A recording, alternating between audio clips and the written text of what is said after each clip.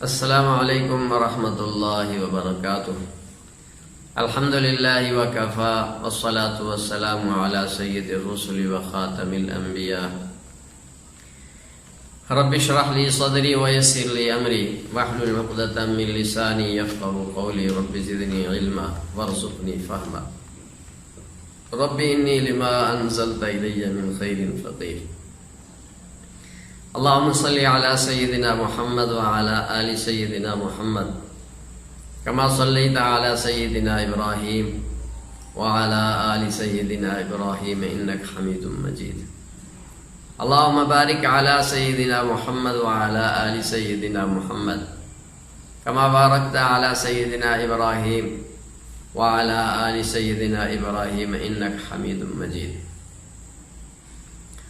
قربانی کور سن 1441 ہجری بمطابق جولائی 2020 آج چوتھا سبق ہے۔ تمام شرکاء کو سبق کی شرکت میں خوش آمدید کہتے ہیں۔ اللہ تعالیٰ آپ کے اس علمی ذوق کو مضبوط فرمائے، اضافہ فرمائے اور قبول فرمائے۔ آج کی نشست میں قربانی کے جو مخصوص ایام جس کو ایام عاشرہ کہتے ہیں، ایام عاشرہ کے متعلق تفصیلی باتیں انشاءاللہ ذکر کی جائیں گی۔ اس میں روزوں کی اور نوافل کی، تہجد کے بارے میں، اسی طرح ناخن بالوں کے احکام ہیں، تکبیرات تشریق ہیں، ایام تشریق ہے، اس جیسے مسائل کی بحث ہوگی۔ پہلے نمبر پر ان ایام کی حدیث پاک میں بڑی فضیلت آئی ہے۔ روزوں کے متعلق حدیث پاک میں آیا کہ ذوالحجہ کے جو روزے ہیں 9 روزے، نام تو عشرہ کہا جاتا ہے لیکن روزے 9 ہوتے ہیں کہ عید کے دن کا روزہ ناجائز ہے۔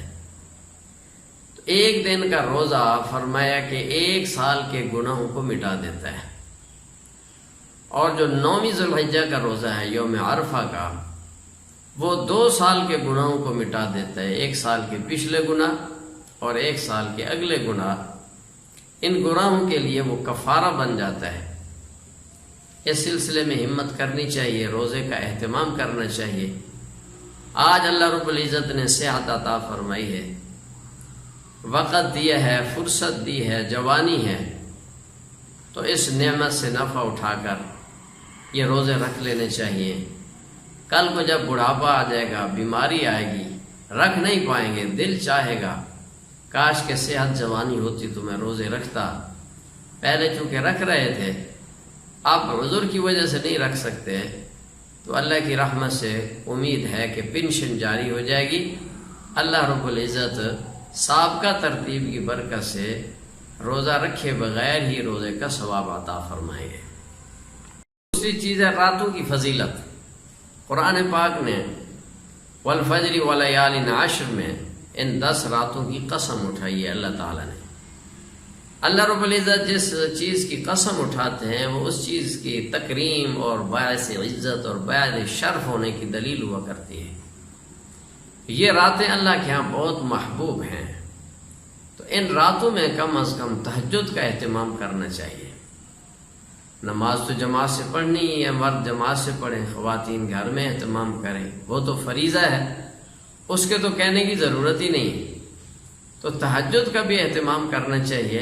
اب راتیں بھی بڑھنا شروع ہو گئی ہیں، تو جب ان 10 راتوں میں تہجد کا اہتمام ہو جائے گا، شاید اللہ پاک پکی عادت بنا دے تو پورے سال کے لیے یہ سلسلہ چلتا رہے، اس کا بھی اہتمام فرمائیں۔ علاوہ ازیں ان دنوں میں اور ان راتوں میں گناہوں سے اجتناب کرنا چاہیے۔ فضیلت کے اوقات میں اعمال کا جس طرح ثواب بڑھ جاتا ہے، اسی طرح گناہ کا پکڑ اور سزا بھی سخت ہو جاتی ہے، تو گناہوں کا بہت زیادہ اجتناب کرنا چاہیے۔ اللہ پاک سب کی حفاظت فرمائے۔ اور ایک اہم بات ان ایام میں ہے، ان گناہوں میں سے ہی ہے کہ ایک دوسرے کو معاف کرنا اور ایک دوسرے سے معافی مانگ لینا۔ جب ہم قیمتی جانور اللہ کے لیے قربان کرنے پر تیار ہیں، لاکھوں روپے کے جانور، تو کیا اپنے من کو اور اپنی نفس کو اور اپنی ضد کو اللہ کے لیے قربانی کر سکتے؟ جو 1.5 لاکھ کا بیل ذبح کر رہا ہے، 50,000 کا، 25,000 کا، 30,000 کا بکرا ذبح کر رہا ہے، تو ایک ایسی چیز کو ذبح کرنا جو قیمتی ہے ہی نہیں، بے قیمت ہے، اور بلکہ نحوست ہے اور گندی چیز ہے، وہ ضد ہے، وہ انانیت ہے، قابل نفرت چیز ہے، تو اپنی محبوب اور قیمتی چیز ذبح کرنے کے لیے تیار ہے، تو گندی اور قابل نفرت چیز کو ذبح کیوں نہیں کر سکتا؟ اللہ کے لیے ان دنوں اور ان راتوں میں جس کے ساتھ بھی بول چال آپ کا بند ہے، اس سے جا کے خود معافی مانگ لیں، چھوٹا ہے تب بھی معافی مانگ لیں، غریب ہے تب بھی اس سے معافی مانگ لیں، اور خود کسی سے ناراض ہیں تو اس کو معاف کر دیں۔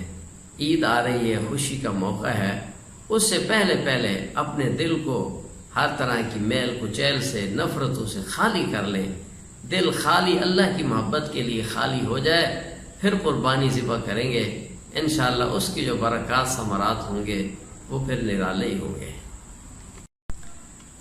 چوتھا مسئلہ سمجھیں کہ ایام تشریق میں، یہ ایام اضحیہ 1 ذی الحجہ سے لے کے 10 ذی الحجہ تک جن حضرات نے قربانی کرنی ہے، ان کے لیے مستحب یہ ہے کہ ان ایام میں اپنے ناخن اور بال وغیرہ نہ کاٹیں، اور جب قربانی ہو جائے، جانور پر چھری پھر جائے، اس کے بعد اپنے ناخن، بال وغیرہ کاٹیں۔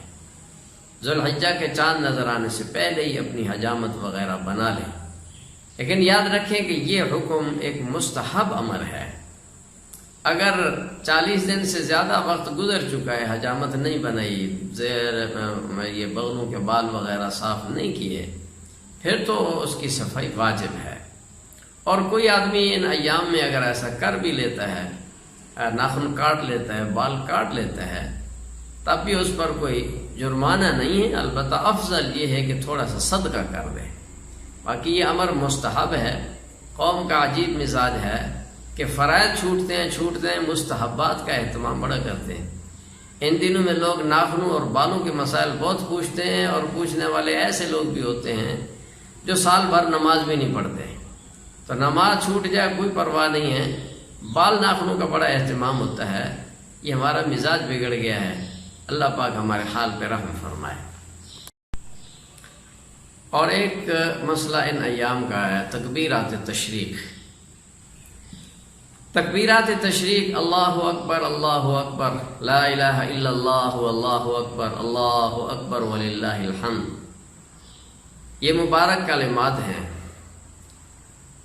9 ذی الحجہ کی فجر سے شروع ہوتے ہیں اور 13 ذی الحجہ کی عصر تک یہ تکبیریں ہر فرض نماز کے بعد ایک مرتبہ اونچی آواز سے کہنا واجب ہے۔ مرد اونچی آواز سے کہیں، خواتین آہستہ آواز سے۔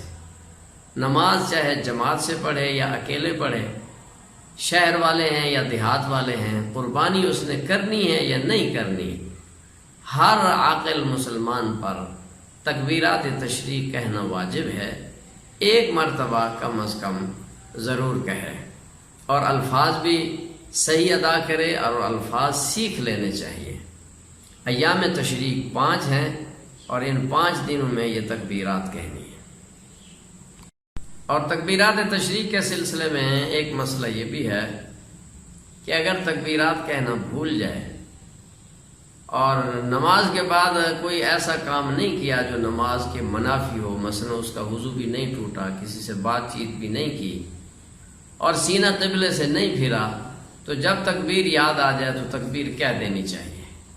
اگر نہیں یاد آئی اور منافی نماز کام کر چکا ہے تو اس کی قضا کا وقت ختم ہو گیا، اب صرف توبہ استغفار ہے، اب تکبیرات کا وہ وقت نہیں رہا۔ تکبیرات تشریق کے سلسلے میں تیسرا مسئلہ ہے قضا نمازوں کا۔ اس کی 3 صورتیں بنتی ہیں۔ پہلی صورت تو یہ ہے کہ ایام تشریق میں ہی کوئی نماز رہ گئی، پھر اسی سال ہی اس نماز کی قضا کر رہا ہے دوسرے وقت میں، اس صورت میں تکبیرات تشریق کہیں گے۔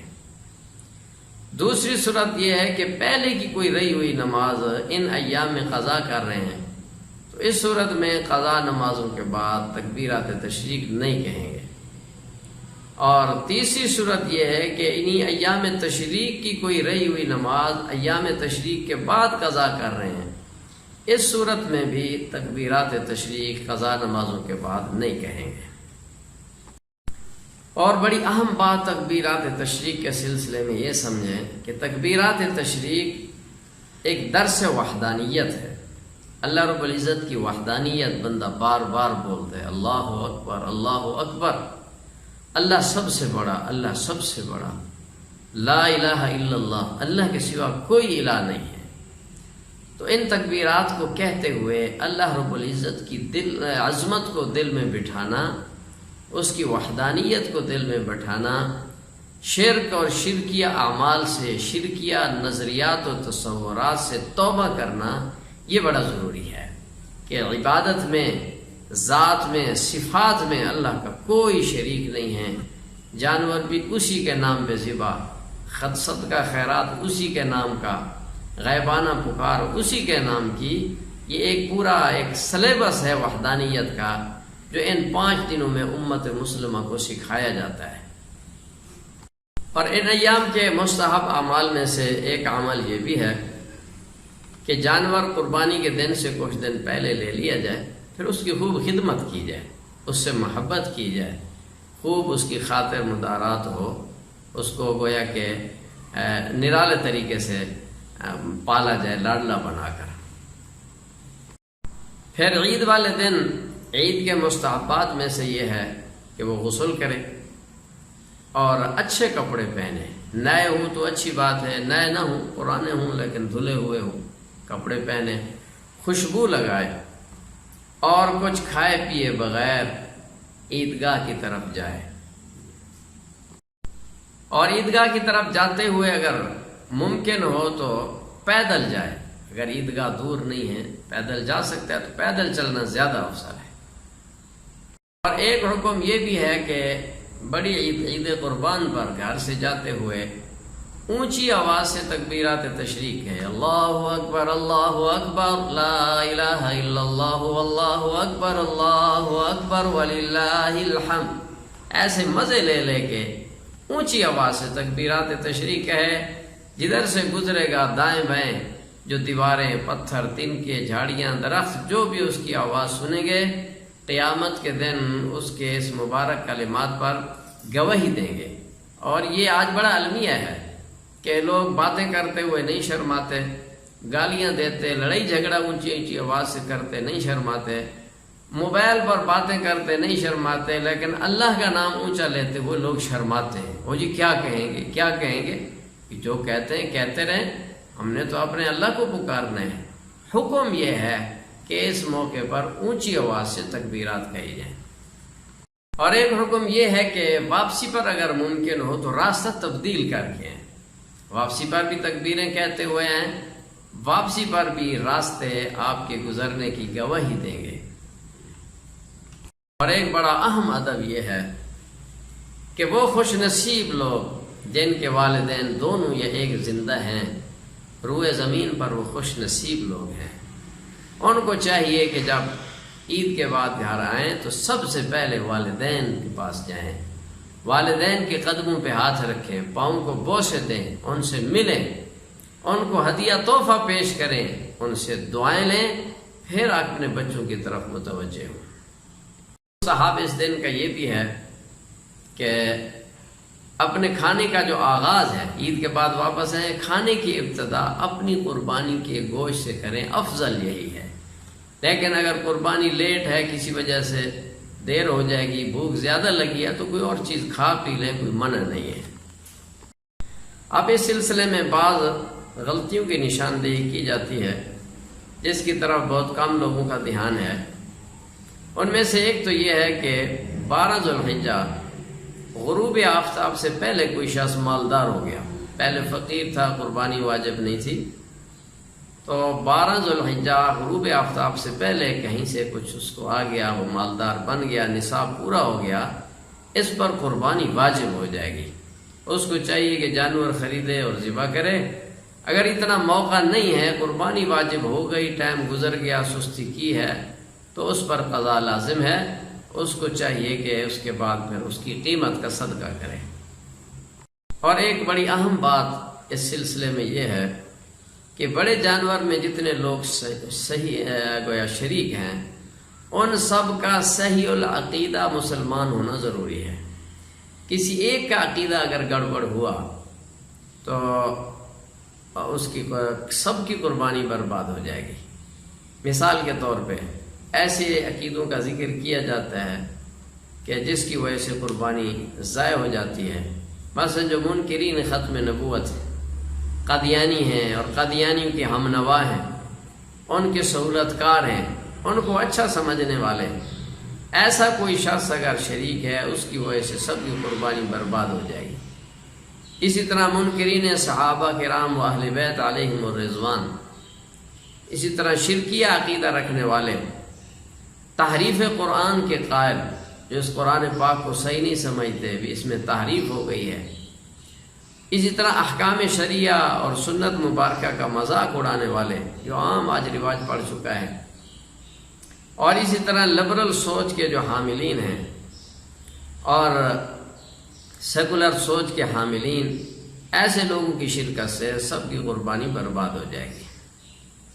اور اس بات کا بھی خیال رکھیں کہ بڑے جانور میں جو شرکاء ہیں سب کی آمدن حلال ہونی چاہیے۔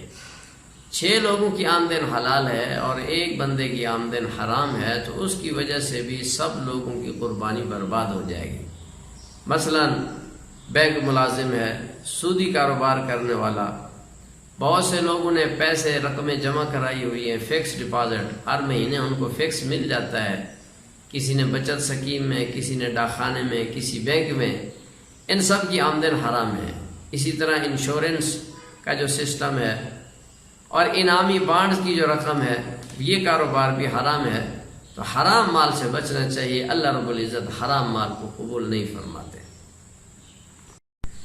اور ایک مسئلہ یہ بھی سمجھے کہ قربانی کے ایام میں بعض لوگ سمجھتے ہیں کہ شکار کرنا جائز نہیں ہے، یا قربانی کے جانور کے علاوہ کسی اور جانور کو ویسے کسی مہمان کے لیے ذبح کرنا ناجائز سمجھتے ہیں، یہ بھی غلط فہمی ہے۔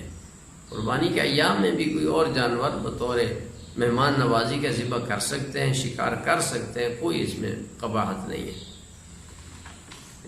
اور ایک مسئلہ یہ بھی سمجھے کہ بعض لوگ 9 ذی الحجہ کو یوم الحج قرار دے کر حجاج کرام کی مشابہت اختیار کرتے ہیں اور اپنے آپ کو اسی کیفیات میں لانے کی کوشش کرتے ہیں، یہ بھی جاہلانہ بات ہے۔ حجاج کرام کی مشابہت سے نہ کوئی ثواب ملتا ہے، نہ اجر ہے، بلکہ اس پر کوئی فضیلت کا اگر تصور ہوگا تو یہ بدعت بن جائے گی، اس سے اجتناب کرنا چاہیے۔ اور آج کی نشست کا آخری مسئلہ، بعض لوگ ایام 20 کے روزے رکھتے ہیں اور ان کی عادت ہوتی ہے، تو ذو الحجہ میں بھی ایام 20 کے روزے رکھتے ہیں۔ ایام 20 13، 14 اور 15 ہیں، لیکن یاد رکھو ذو الحجہ میں 13ویں کا روزہ جائز نہیں ہے۔ انہوں نے اگر روزہ رکھنا ہے تو 14، 15 کا رکھے، 13ویں ذو الحجہ کا روزہ رکھنا جائز نہیں ہے کہ یہ ایام تشریق کا حصہ ہے۔